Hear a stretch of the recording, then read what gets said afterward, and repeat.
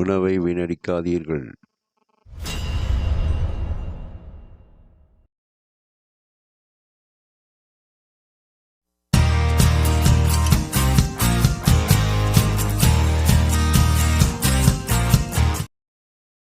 Hi viewers and subscribers. Cauliflower gravy பிரியாணிக்கெல்லாம் சூப்பராக இருக்கும். அந்த கிரேவி செய்கிறதுக்கு முன்னாடி நம்ம சேனலை சப்ஸ்கிரைப் பண்ணிக்கோங்க. பக்கத்தில் இருக்க பெல்லைக்கான ப்ரெஸ் பண்ணிக்கோங்க. இந்த காலிஃப்ளவர் கிரேவி புலாவ் சாதம், மத்தியானம் சாப்பாடு எல்லாத்துக்குமே, புரோட்டாவிலேருந்து எல்லாத்துக்கும் சூப்பராக இருக்கும்.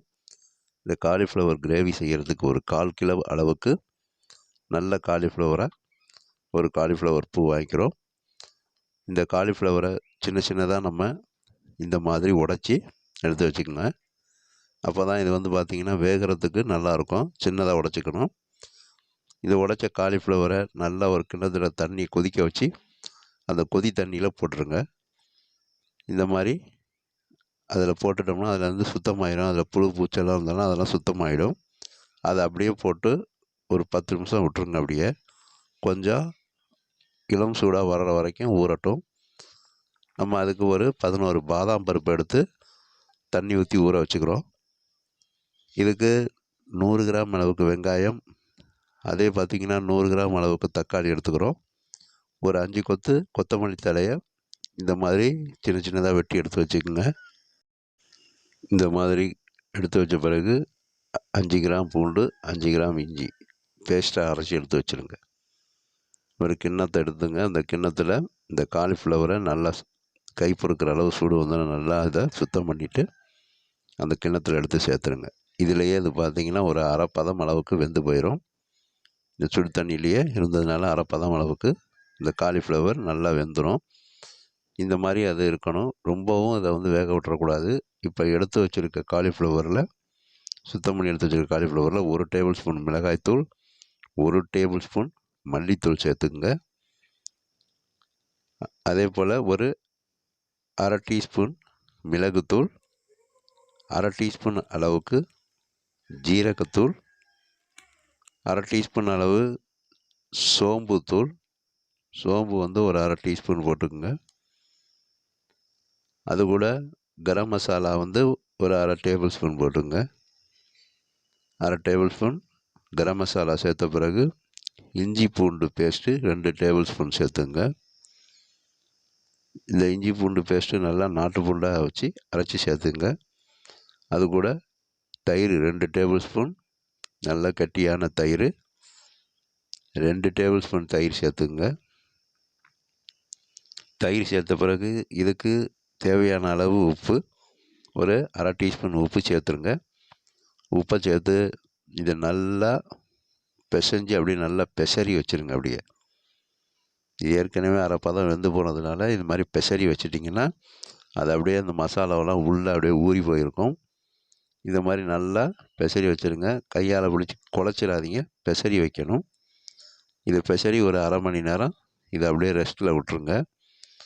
இதுக்கு கொஞ்சமாக லைட்டாக 1 டேபிள் ஸ்பூன் தண்ணி சேர்த்து இந்த மசாலாவெல்லாம் நல்லா பிரட்டணும். அந்த மாதிரி பிரட்டி ஒரு அரை மணி நேரம் இதை விட்டுடுங்க. அப்படியே ஒரு 30 நிமிஷம் அப்படியே விட்டுடுங்க. இது நல்லா இந்த மாதிரி அப்படியே ஊறி எல்லாத்தையும் அப்படியே பார்த்திங்கன்னா அந்த காலிஃப்ளவர் உள்ளே அப்படியே அந்த மசாலாவெல்லாம் உள்ளே இழுத்துக்கும். இது ஊற வச்ச பிறகு நம்ம ஊற வச்சுருக்க பாதாம் பருப்பை தோல் உரித்து இது மாதிரி எடுத்துக்கோங்க. அதை மிக்ஸி ஜாரில் அந்த பாதாம் பருப்பை சேர்த்துருங்க. அது கூட முந்திரி பருப்பு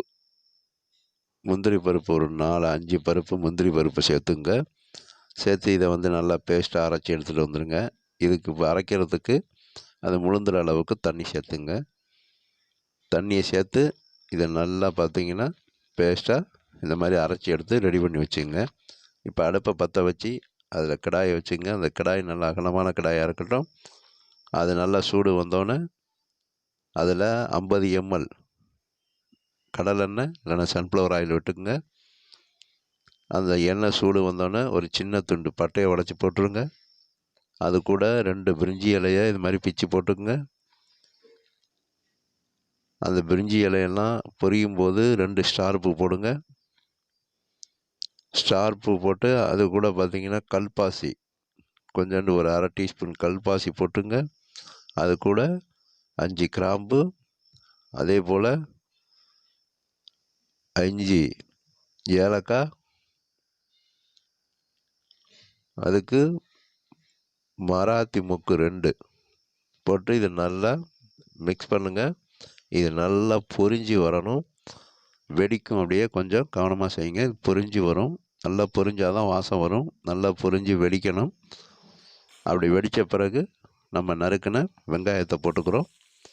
வெங்காயத்தை போட்டு இதை நல்லா வதக்குங்க. ஒரு மீடியம் சைஸ், அதாவது ஒரு அரை பதத்துக்கு இதை வதக்கி விட்டுடுங்க. வெங்காயத்தை போட்டு வெங்காயம் இந்த மாதிரி அரை பதம் வதங்கினோன்னே நம்ம நறுக்கின தக்காளியை சேர்த்துக்குங்க. தக்காளியை சேர்த்து அதையும் நல்லா பார்த்திங்கன்னா உங்களுக்கு வதக்கி விடணும்.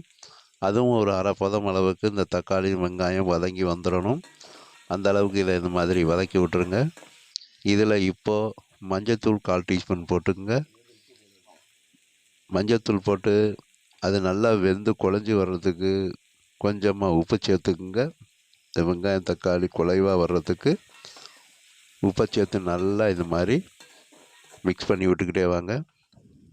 இப்போ நல்லா இந்த மாதிரி குழஞ்சி வந்தோடனே 1/2 டேபிள் ஸ்பூன் இஞ்சி பூண்டு பேஸ்ட்டு போட்டுக்குங்க. இஞ்சி பூண்டு பேஸ்ட்டை போட்டு இதையும் திரும்ப நல்லா அந்த பச்சை வாசம் போகிற அளவுக்கு வதக்கி விட்டுடுங்க. இந்த மாதிரி வதக்கி விட்டோன்னே நம்ம கொத்தமல்லி தழையை எழுதி அதில் போட்டுங்க. ஒரு கொத்து 1/2 கொத்து கொத்தமல்லி தழையை போட்டு நல்லா வதக்குங்க. இப்போ நல்லா வாசமாக இருக்கும். நல்லா வீடே கமகமன்னு வாசமாக இருக்கும். இந்த மாதிரி நல்லா வதங்கி வந்த பிறகு உங்களுக்கு இப்போ தேவைன்னா ஒரு அரை டீஸ்பூன் மிளகாய்த்தூளை தூவி விட்டு அந்த மிளகாய்த்தூளோட பச்சை வாசம் போகிற அளவுக்கு நீங்கள் நல்லா இதை வதக்குங்க. நம்ம ஏற்கனவே காலிஃப்ளவரில் மிளகாய்த்தூள் போட்டு ஊற வச்சுருக்கோம். இப்போ உங்களுக்கு காரம் தேவைன்னா இந்த மாதிரி போட்டுங்க. போட்டு இதை நல்லா இந்த மாதிரி வதக்கி விடுங்க. இதில் தண்ணி எதுவும் சேர்க்கக்கூடாது. இது எப்படியே நல்லா வதங்கி குழஞ்சி இந்த எண்ணெய் அப்படியே பிரிஞ்சு வரணும். இந்த மாதிரி எண்ணெய் நல்லா பிரிஞ்சு வந்த பிறகு தான் உங்களுக்கு அந்த மசாலாவோட டேஸ்ட்டு சூப்பராக இருக்கும். இந்த கிரேவிக்கு பார்த்திங்கன்னா அவ்வளோ ஹைலைட்டாக இருக்கும். இப்போ நம்ம ஊற வச்சுருக்க சுத்தம் பண்ணி பெசரி மசாலாலாம் போட்டு பெசரி வச்சுருக்க காலிஃப்ளவர் அப்படியே எடுத்து சேர்த்துங்க. சேர்த்து அதில் கொஞ்சமாக ஒரு அரை டம்ளர் தண்ணியை ஊற்றி சேர்த்து அப்படியே நல்லா இந்த காலிஃப்ளவர் மேலே ஊற்றிடுங்க. ஊற்றி அதை நல்லா இது மாதிரி கலந்து விடுங்க. அந்த காலிஃப்ளவர் மிச்சம் இருக்கிறது நல்லா வெந்து வரணும், குழஞ்சிடக்கூடாது. இது மாதிரி வெந்து வரணுங்கிறதுக்காக நல்லா கலந்து விட்ட பிறகு இந்த மாதிரி கலந்து விட்டு அப்படியே நம்ம ஒரு பிளேட்டை போட்டு மூடி வச்சுருங்க. ஒரு 3 நிமிஷம் அப்படியே அதை விட்டுடுங்க. அது நல்லா கொதித்து நல்லா தளன்னு நல்லா கொதித்து வெந்து வரும். இந்த மாதிரி இருக்கும். இப்போ இதை அடி பிடிச்சிடாமல் இருக்கிறதுக்கு இதை நல்லா கலந்து விடுங்க, மிக்ஸ் பண்ணி விடுங்க. கரண்டியை கொடுத்து நல்லா இந்த மாதிரி கலந்து விட்டுக்கிட்டே வரணும். இந்த மாதிரி மிக்ஸ் பண்ணி விடுங்க. இந்த மாதிரி நல்லா கொதித்து வெந்து நல்லா பார்த்திங்கன்னா மிக்ஸ் பண்ணி விட்டோன்னே இதில் நம்ம அரைச்சி வச்சுருக்க அந்த பாதாம் பேஸ்ட்டை சேர்த்துங்க.